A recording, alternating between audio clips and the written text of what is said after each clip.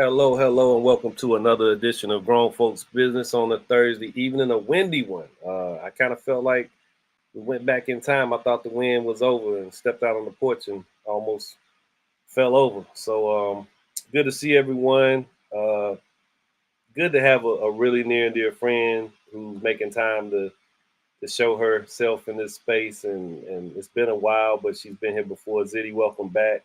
It was great catching up with you earlier today, and glad that you could carve out a little time for some grown folks business. So, Jaredon, welcome. Your mother's usually in this space, so glad that you could make it, and it's good to catch up with you. And one of our mainstays, Bob, is in transit, but he's here, and nonetheless, we got some good contributors to what I think is a very interesting topic, and one that was mentioned last week, and I said I would make it a thing this evening.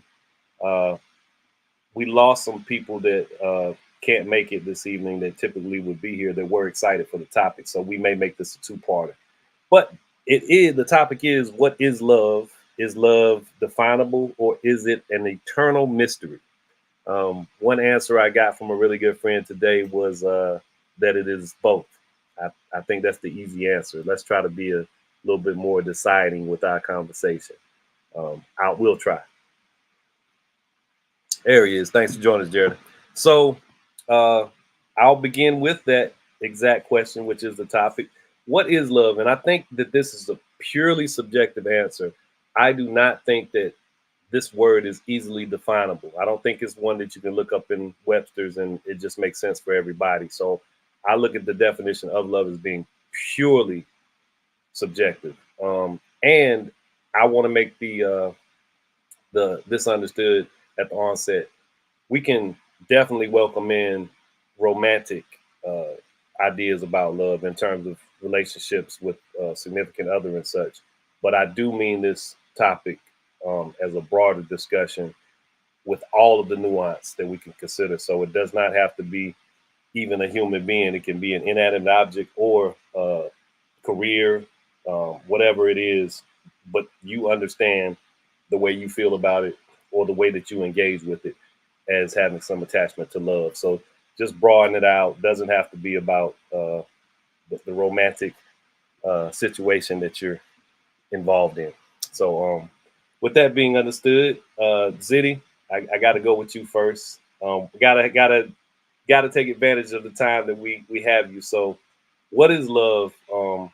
And you don't have to necessarily go to the is it definable or is it an eternal mystery? That's implied. What is your definition of love? Well, I was hoping to listen a little bit more first. But gosh, love is one of my favorite things to talk about, because for me, I just feel like love is the reason for all of this. It's the reason why people work hard so that you can earn a living, so that you can have freedom of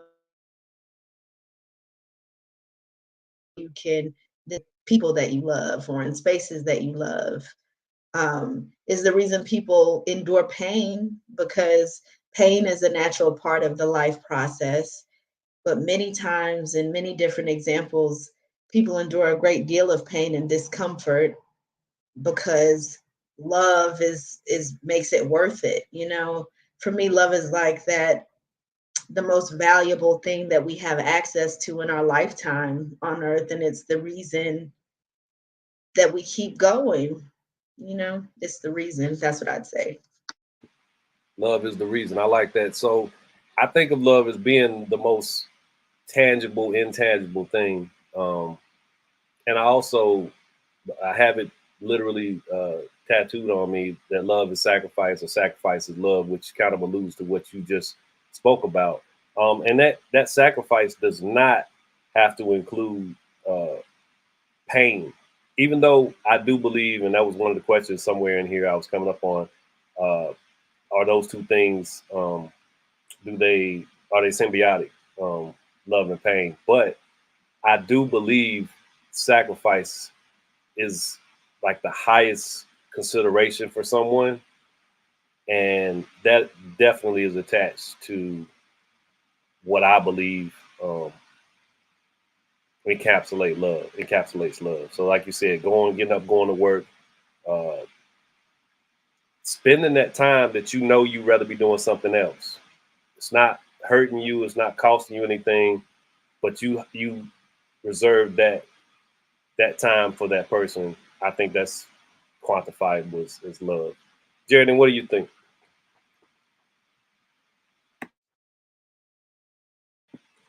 Can't hear you.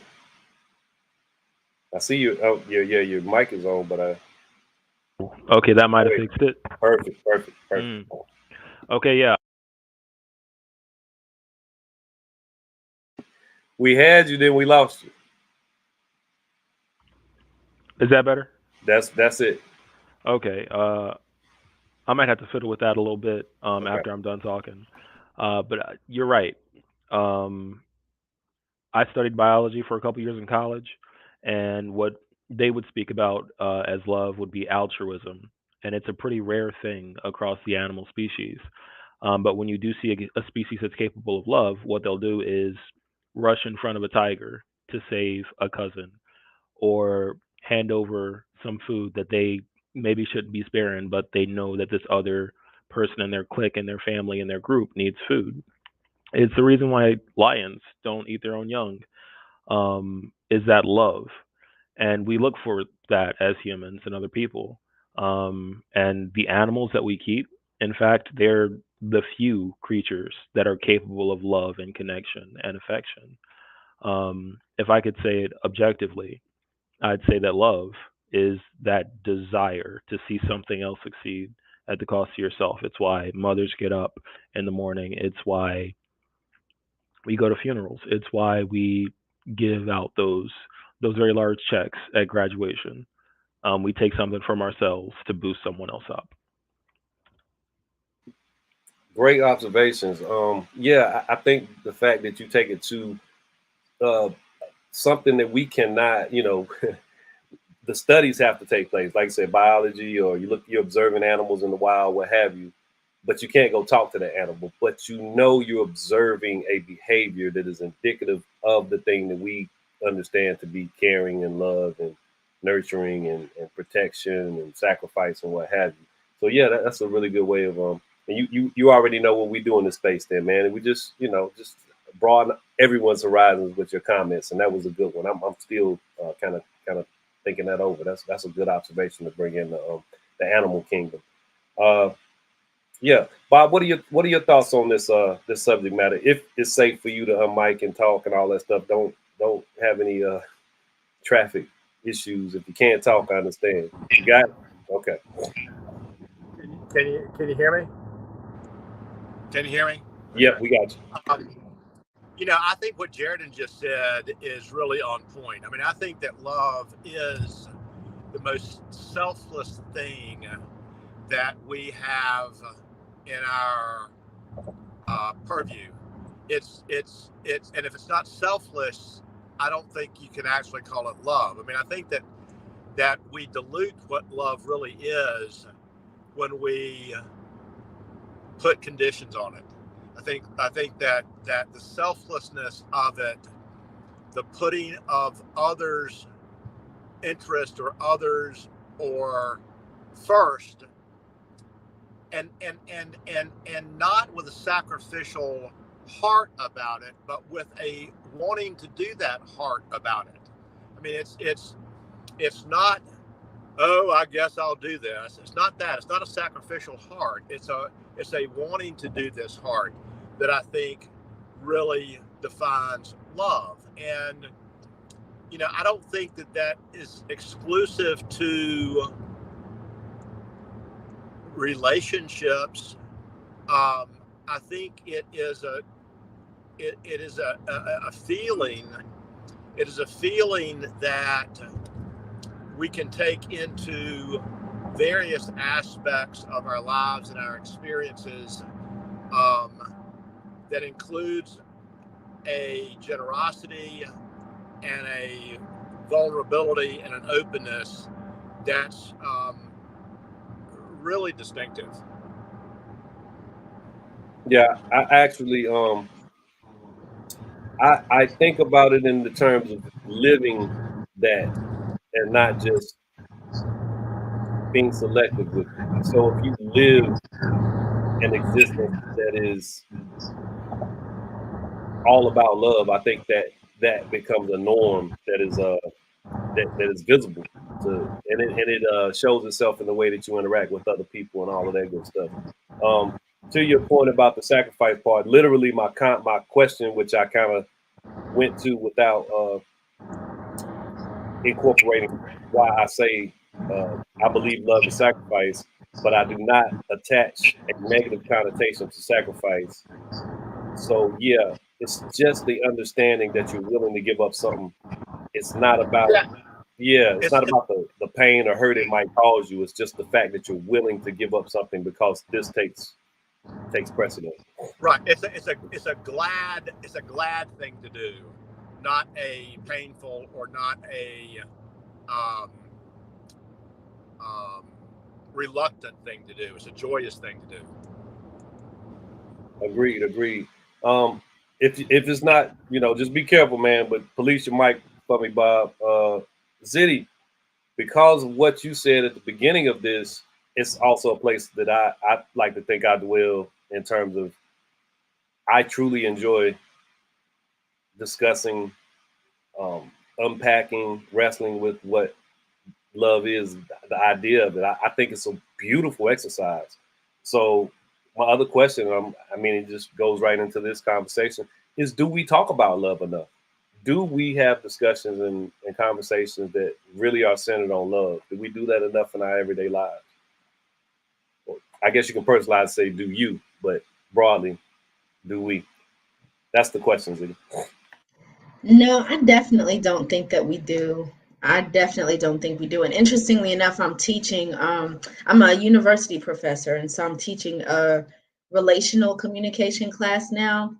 And I have such strong opinions about the need to teach things like listening from like kindergarten, and to teach about love and what healthy love is, platonic, romantic, and otherwise, because I think that left to our own devices, like as a human species, we've just, I don't know, I just feel like we've gotten it kind of jumbled up and misconstrued in a lot of different ways. I would love to see a shift in that. I'd love to see us as a collective talking about it more and talking about how we could do it more effectively, and how we can have more gladness, like Bob mentioned, about love in action, for each other. I think it maybe the single most important thing that what the world needs now is love. As corny as it sounds, I truly believe that we definitely need to talk about it more. I totally agree, and yeah, you give a little homage that I think was Coming to America, right? So, yeah, I think us not talking about it, wrestling with it, debating it, arguing it, whatever you want to call it, has cost us something. I think we lost it as a critically important goal for our species. Again, Jared makes the observation about the animal kingdom. Uh, they didn't seem to have to talk about it for the situations that they uh, react to. Whereas us, I mean, just the low hanging fruit for me is, the water is messed up in Mississippi, but there's wrangling and there's discussion and there's, oh, wait a minute. But other political ventures can get attention and something done about them like that.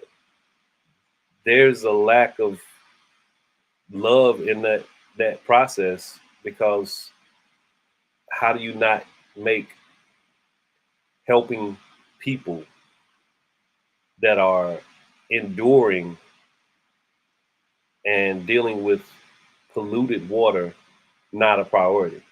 How does that's some love is missing in that conversation. Jared, personally speaking, or just objectively, do we talk about love enough, or do you talk about love enough? I'd say absolutely not to both questions. Um, there's a lot of opportunity to talk about it. Growing up, my mother was a lot more talkative about it. My dad never talked about it. Uh, I mean, as you know, some dads do. So when I did grow up and started getting into serious adult relationships, which was like 4 years ago, so I'm still out of practice. It was hard. It was really hard. I'd get into a relationship. I think I love this person. I do everything I'd want to do for myself, and in the end, neither of us would end up feeling loved. Um, so my last relationship that lasted 2 years, which is record for me, like midway through it, we had a serious discussion. How do you want to be loved? And that really made it last. That made it beautiful, better. And I still talk to him to this day. He's one of my closest friends, and I think that made the difference. I think the most authentic relationships include that conversation, Jared. And I think uh, understanding that even if you can't define it with all of the words, and I'm personally speaking, my grandmother was someone I talked about love with, and we understood that we had that mutual adoration, appreciation, uh, what is it, agape, non-judgmental, completely accepting of one another love.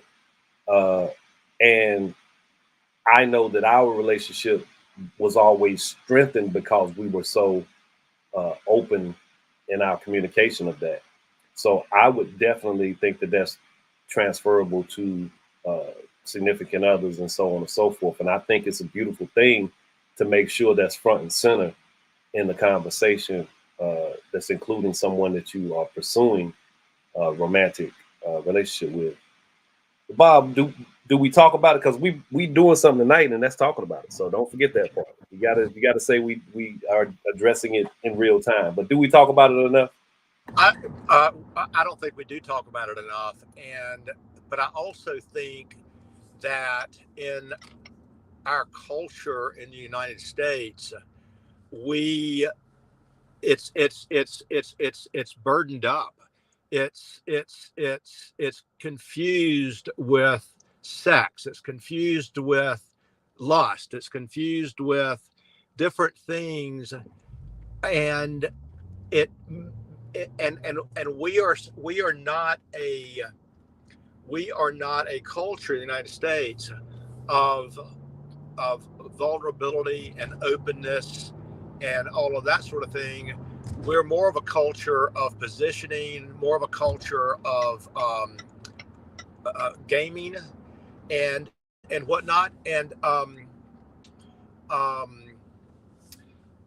I think that really gets in the way of it. And you know, we're so concerned about, you know, certain people want to be particularly macho, or certain people want to be this, or certain people want to be that. And if we could just let go of all of the social judgment, I'll call it, that gets in the way of relationships and that's applied to relationships, and that hurts relationships, that limits relationships, and that sort of thing, then I think that we would be a much healthier crowd of people than we are. I think our inability and about love genuinely and vulnerably is part of why our mental health state is as poor as it is.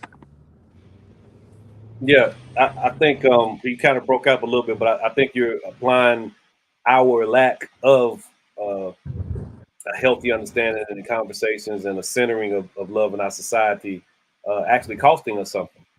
Absolutely. Costing us mental health, costing us uh, understanding of individual worth that should be assessed and appreciated, you know, Yes. via one another. Yeah. I like that. Did you have any more thoughts? Because I'm getting ready to actually tack on. You to stay unmuted because I'll start with you. Okay. So is love a quantifiable emotion? Are love and pain symbiotic? So I went to that question because of what you were saying. Um, I don't like to think of love as an emotion. You know, you can be happy, and your happiness can be based on an interaction or situation you're having with someone you love. But the emotion is happiness. I'm happy. Um, but some people, I think, quantify love as an emotion, which can lead to some serious pain and suffering, and sometimes consequences that are, I think, absent any uh, remnant of love. I don't think those who harm their partners and profess that it was love make any sense to me. I don't think that makes any sense. There was an emotion of anger that might have been prompted by some circumstance of love, but with all that being said, with my ragtag introduction to the question, is love a quantifiable emotion? I think you know my answer already. Yeah, And are love and pain symbiotic? I think that that's a I think that's really an awesome question, and I'm going to somewhat angle my response a little bit, because I think that love is not a. I think love in truth is a state of being. I don't think it's an emotion. I think it's a state of being, and I think that you just live it. True love, I think you just live it, and does it cause pain? I don't think it causes pain. You can experience pain because of love, but you can experience pain for lots of reasons. But you also, I think, love in the true sense of that term doesn't require or expect anything back. If you're expecting something back, and then if you don't get it, and that's what causes pain, I don't think that that's what love's about. I think that's a collection of other emotions. I think that love is a state of being, and you do it because it's what you do with the things or people that you love, and you let the chips just fall where they fall, and you accept the consequences, because it's not about you, it's about loving them.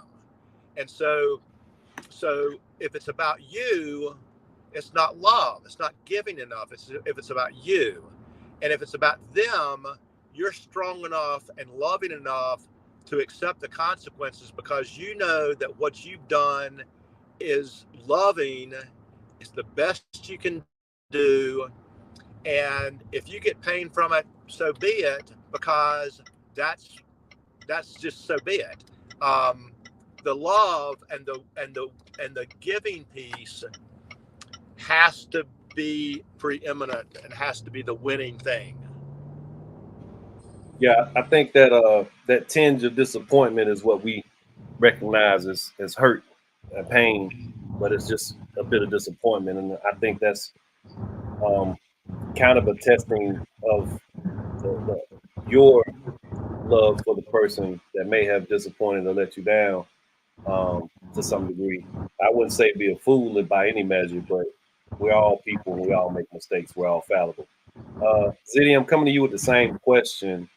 I hope I don't have to go back and rephrase all of the things I said, but you understand where I'm going with the question, I think.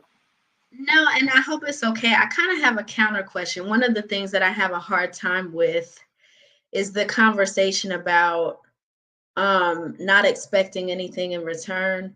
One of the greatest recurring issues in my own relationships, both platonic and romantic, has been this idea of like expectation. So are we not supposed to, when we are in a relationship or a friendship with someone, are we not supposed to expect something from them? I Of love course we do. that question. I love it. Yeah, because if we don't expect something in return, then our sense of self and worth and being loved gets like starved and dehydrated. So I don't know, for me, that love, there's a great element of reciprocity there when we make a choice to be in relationship with someone. Now that's different from giving in generosity to someone who might be in need, someone with whom you don't necessarily have a relationship with and who might not be in a position to reciprocate anything except a thank you or something, But I don't know. I think that exchange, the reciprocity, for me is important. It's an important part of the human experience. And when we don't get that, then problems arise.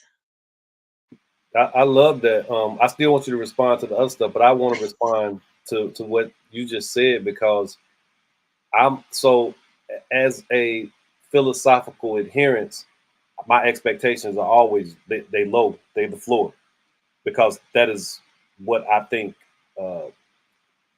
allows for a more authentic interaction with people.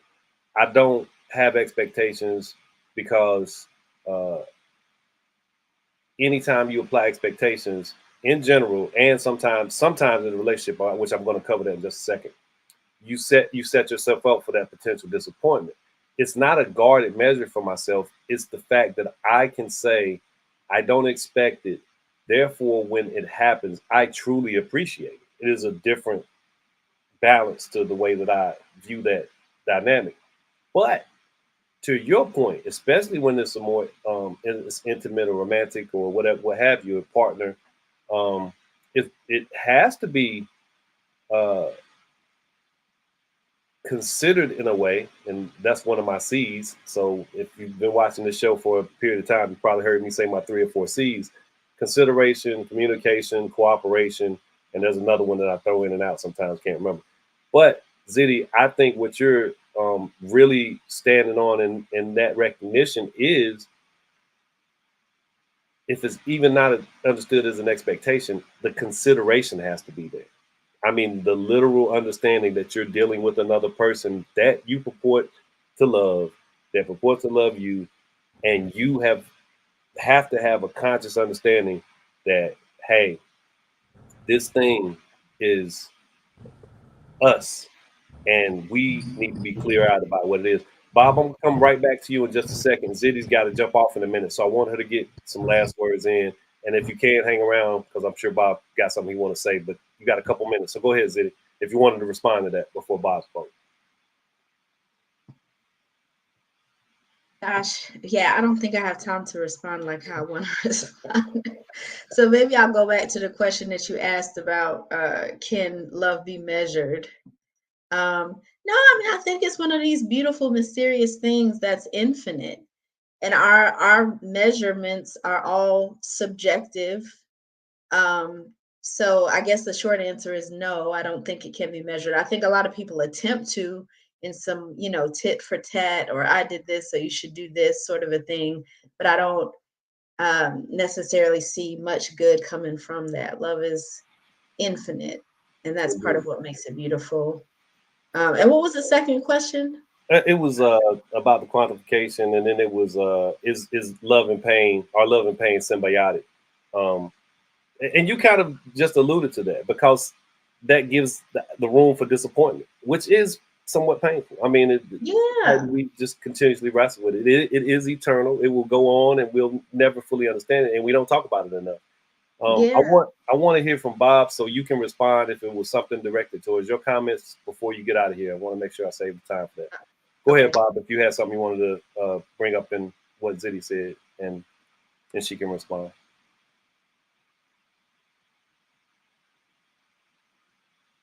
Still there, Bob? I think Ziddy is exactly.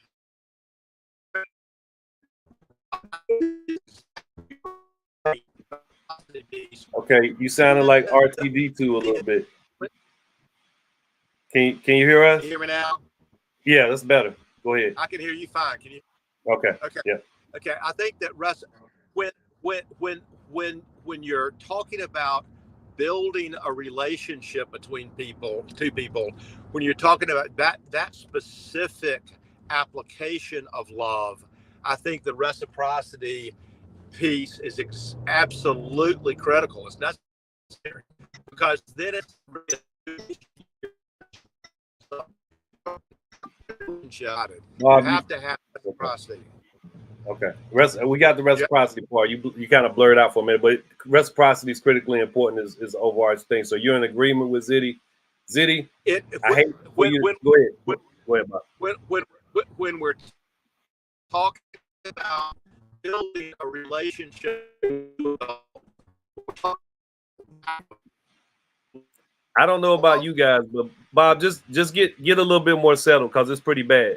Just get somewhere a little bit more settled. Okay. It's breaking up. Okay. And I want your points to be clear. Ziddy, I know you got to roll. Thank you so much for being here and sharing the time. It's an absolute pleasure seeing you. And we'll catch up sooner than later. Any departing words before you leave? Because I'm gonna miss the woman here. I need a woman in the space. And maybe Lisa will show up. But yeah. Go ahead. Any parting shots? No, it's just encouraging to me to see men engaging in a conversation like this. I think men need to be talking about love more too, in general. But to be continued. It's great meeting those of you I don't know and seeing. Thanks, you jumped off a little quick. Meryl, are you there? Or are you able to speak or are you just listening? Yeah, no, I'm here. Can you hear me? Am I coming through? Yeah, you good. You good. I wasn't sure, man. I know you said you might tune in, but you couldn't in transit from Rockingham County back to Wake, but I just caught I guess came in the last couple minutes. It's a really interesting question. It to me, I think it is quantifiable, but and here's why I say so. So I guess you could say both. I mean, you could say it's our lives are the sum of all these experiences. So whatever you perceive, love or hate or whatever, are usually influenced by things that you've seen or experiences that you've had. So of course you could probably put something to it. I mean, I don't personally think I could quantify what love is, but I've had this conversation today about trust. And one of my colleagues was talking about how you're able to push people if you spend time and you build trust and have authentic relationship. It's like thinking about a really skinny rubber band is very easy to snap. And if you kind of think about, your relationship is starting at the beginning with another human, that rubber band is very skinny. So if you do have like some trepidation or some issues, you can lose that relationship because the rubber band is going to snap. But if you build trust and there's some authentic connection and people grow to, be in relationship with you, that rubber band gets thicker. So imagine how hard it is to snap like an industrial sized rubber band. So I thought that was really poignant. I was like, yeah, that's really key because you can push people or folks can disappoint you more, based on the level of trust that you've built. So that's the part where I feel like that's quantifiable because you're going to let people that are closer to you get away with more stuff that you find disappointing. But of course, it's your own perspective. So that's where I could see the argument when somebody says like love is something that you can quantify because it's really built on trust and authentic relationship.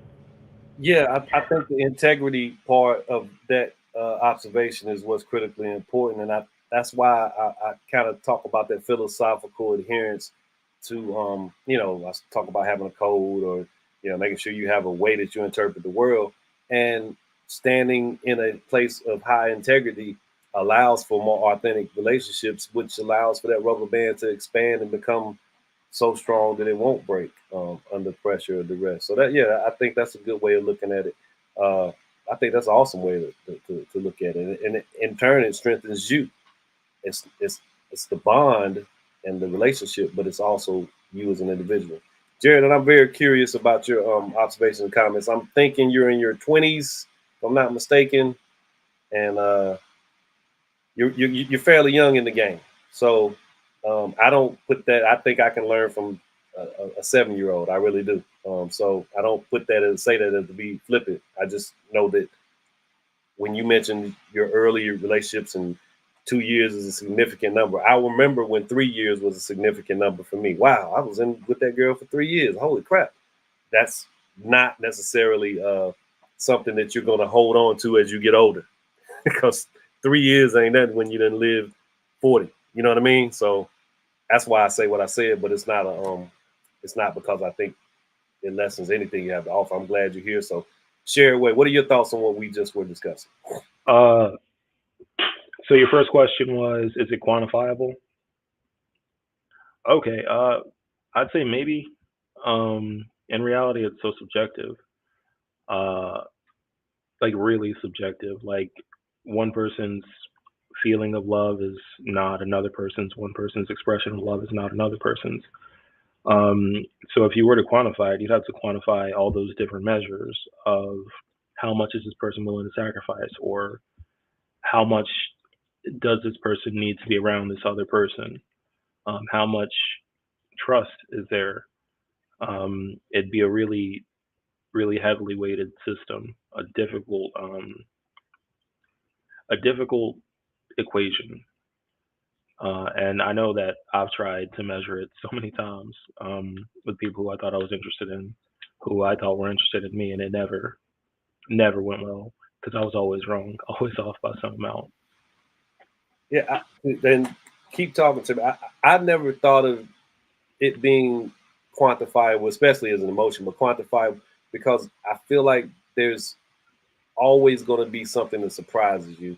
And the most extreme idea I have concerning that is almost, organ donation. If you need a kidney and somebody ponies up a kidney for you, I think that's some kind of expression of love.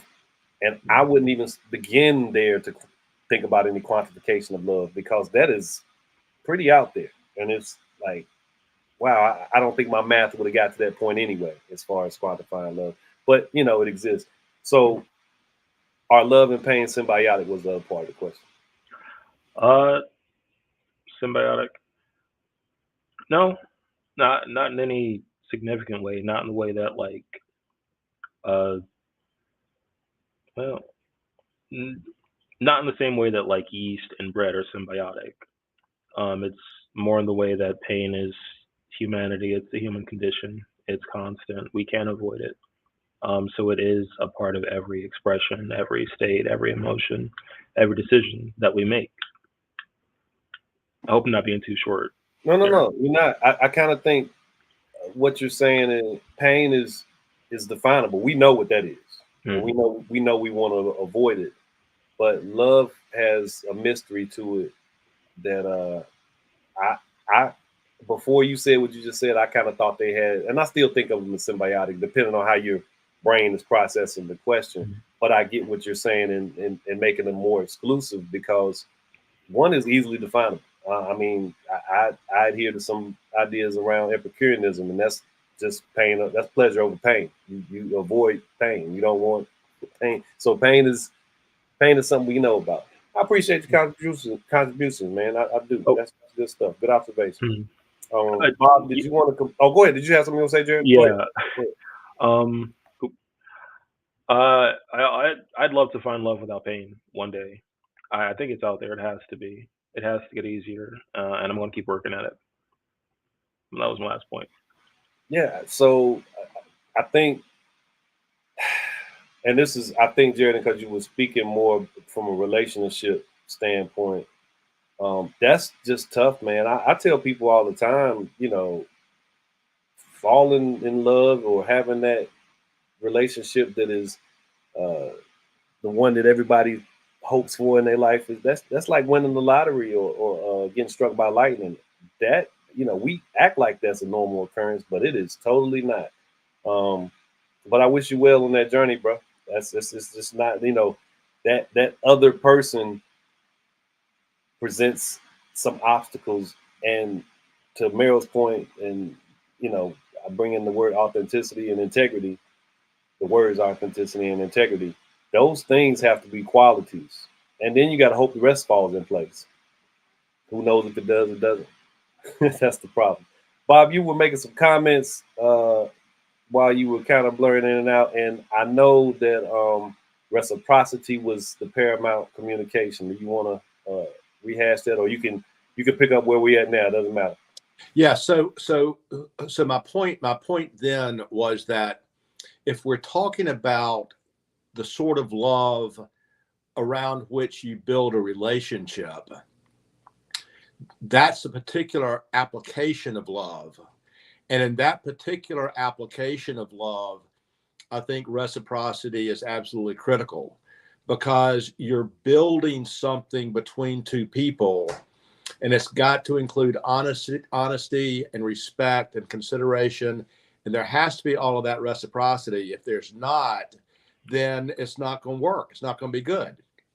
That's one application of love. Other applications of love don't include that. For example, the love of a parent for a child is unconditional, and the child does not have to perform in order for that love to be there and for that love to continue to flow. That love needs to be there. It needs to perpetually flow, and it needs to be without any requirement or expectation that something's going to go back, because it has to be purely giving. When you're talking about building a relationship with somebody else, though, as a partnership, or as a potential, like a marriage thing or something of that kind of relationship, that's a two-way street, and that's got to involve reciprocity. And to Jaredon's point, I think that pain does not have to be a part of a relationship. Pain isn't a part of a relationship if the parties in the relationship are genuine, well-intended, honest, vulnerable, giving, loving, all of those sorts of things.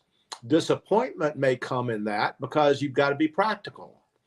And disappointment is different than pain. It feels like pain sometimes, but it's different.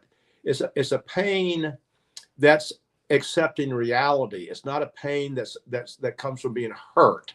It comes from accepting reality, and I think that's a very different kind of pain. And I think again, to Jaredon's comments, the mission has to be a relationship that doesn't include pain. It can include disappointment. It can include sadness. It can certainly include sadness, but sadness is because somebody got sick or somebody got hurt or something sad happened. It's not because somebody's being hurtful. It's not because somebody's being painful. And relationships should not involve pain and hurt of that sort. And where it happens unintentionally, you stepped on somebody's foot, you say you're sorry, you acknowledge what you did, and you say you're sorry. If it's intentional, that's a completely different thing. And love is not involved in intentional hurt. So, and before I lose track of this, Jared, it's great to see you again. It's great to have you in this space. Yeah, I think that maliciousness definitely matters in what we're discussing, especially Jared's ideas about pain in relationships. Because, yeah, man, pain is subjective. So somebody's being honest with you and saying, this isn't working for me or whatever. You kind of have to recalibrate yourself to deal with that better and understand that that's an opportunity for growth and understanding. You mentioned your past relationship that was more profound, and because you had that discussion, that's a part of that. So it can be painful when that doesn't work out. I remember one of my girlfriends that when we broke up, she was mad. She was hurt, calling me all out my name and this, that, and the other. And I was like, you'll get over that. But how much better is it for you to deal with this now for a moment than it is for me to make your life miserable because I don't want to be it? So some of that's just what life is what it throws at you. And we're much like you mentioned, Jared, her and I we're good friends now. I mean, that level of honesty can be appreciated sometimes, but it does hurt. I mean, I just nowhere about it. She was definitely hurt. But go ahead, Jared. Yeah, well, some good advice from both of you. Really, advice I need for sure for these next few years. And it's always good to see you, Mr. Winslow. But I keep hearing the word disappointment in love. I don't know if that's the right word for it. It's not really what I felt. I'd say I felt betrayal more than disappointment.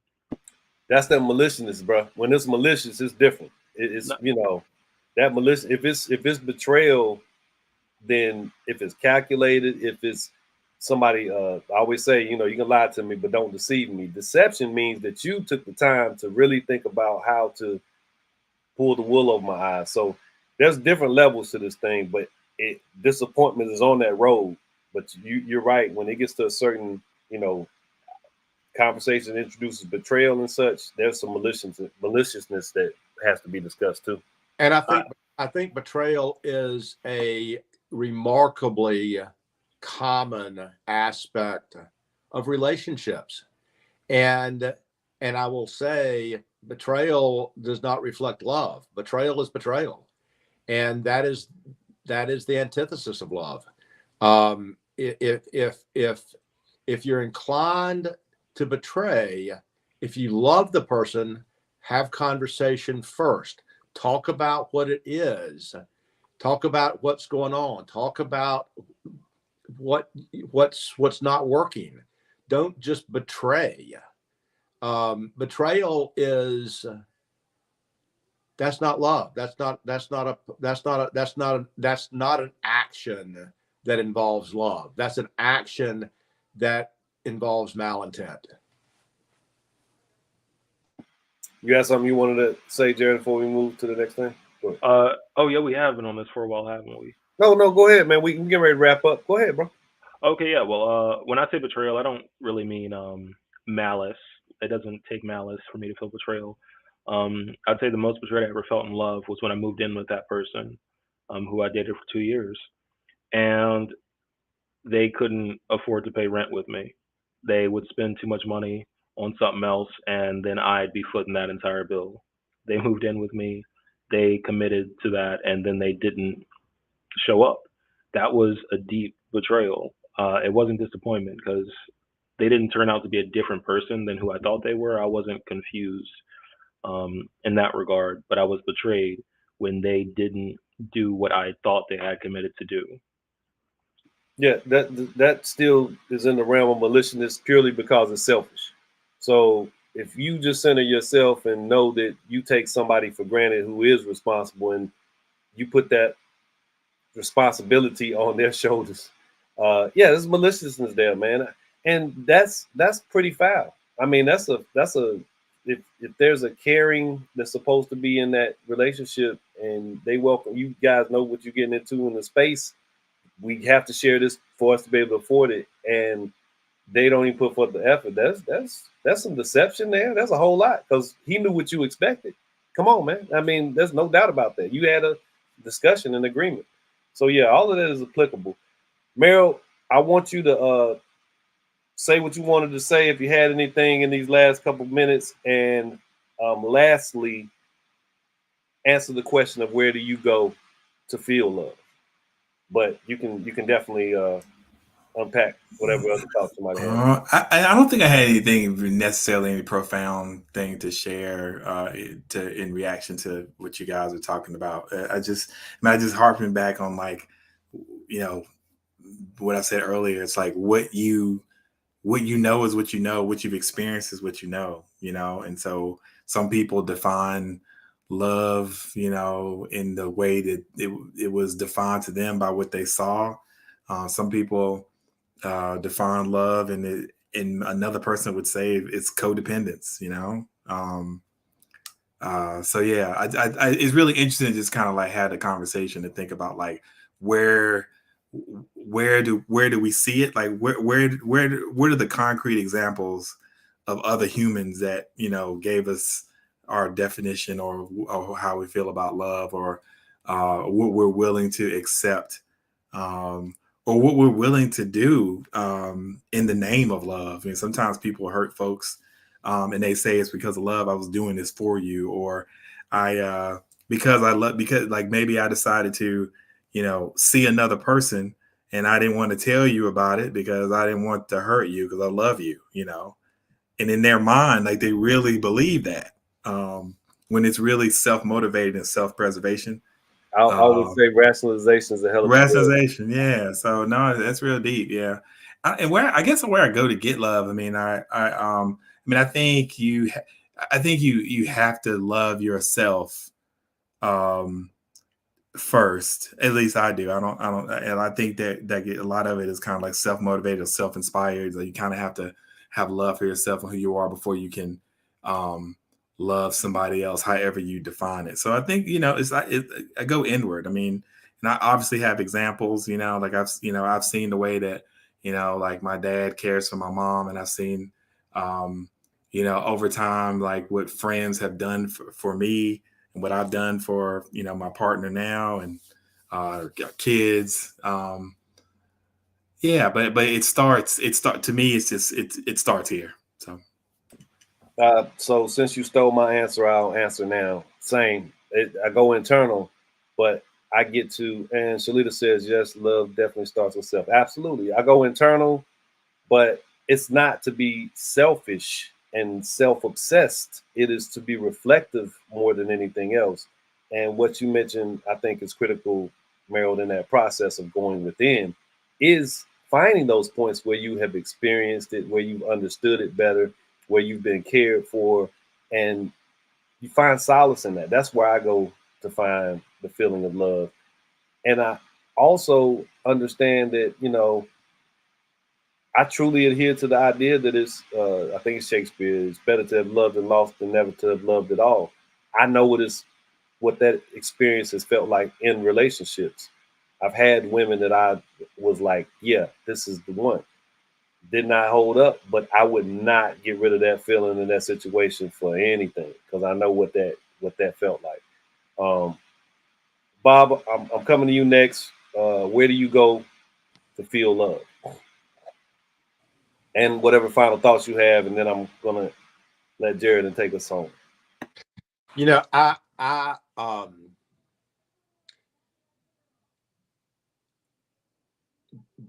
being around, I think one of the components that we haven't talked about is confidence. And I think that having relationships that you have confidence in is where you really know love. So you know it. It's real. And that's something that maybe comes from getting older, because when you're younger, you're looking for it, you're wanting it. When you get older, you've got it and you know where it sits. You know, it's all been tested, it's all been proven, so you've let go of all of the stuff that's not real, and you know what is real. You know the people that are there because they get something from it. You know the people that are there because they're there. They care for you, and you don't have the questions. You've got the confidence, and you've got and so when you're older, I think you just know who the people are that give you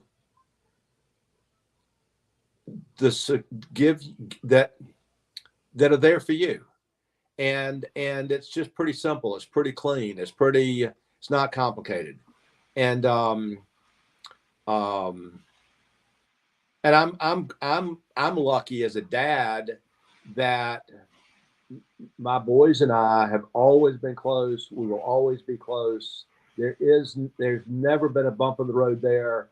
And, you know, So that's absolutely a constant for me. But then there are other people, and you know who some of them are, Felton, that I just know, and that's all I need. That's all I need, and just I'm not looking for anything except being in the room with them. Yeah, great observations, and I think you parallel what Meryl was saying about that rubber band. I don't know if you were on for that part, but that rubber band gets thicker and stronger, and I think it's got a lot to do with the people you align yourself with, and the world will tell you that doesn't make sense, that you're in those spaces or that you're sharing the time here and there. What do you do? But if you again, kind of introspectively look at the situation, where are you most appreciated, where are you most welcome, all of those things considered, accepted, all of that stuff, if it accumulates into a big enough snowball, it is love. It becomes that thing that we say we don't have. And critically important, before you go, Jared, is I like that Bob attached time to it. A lot of us short sight the experience of life to immediate gratification. We talked about this for a moment, Jared, and that 2 years is going to feel like nothing. Stay with us, live long and prosper. The whole thing in Star Trek.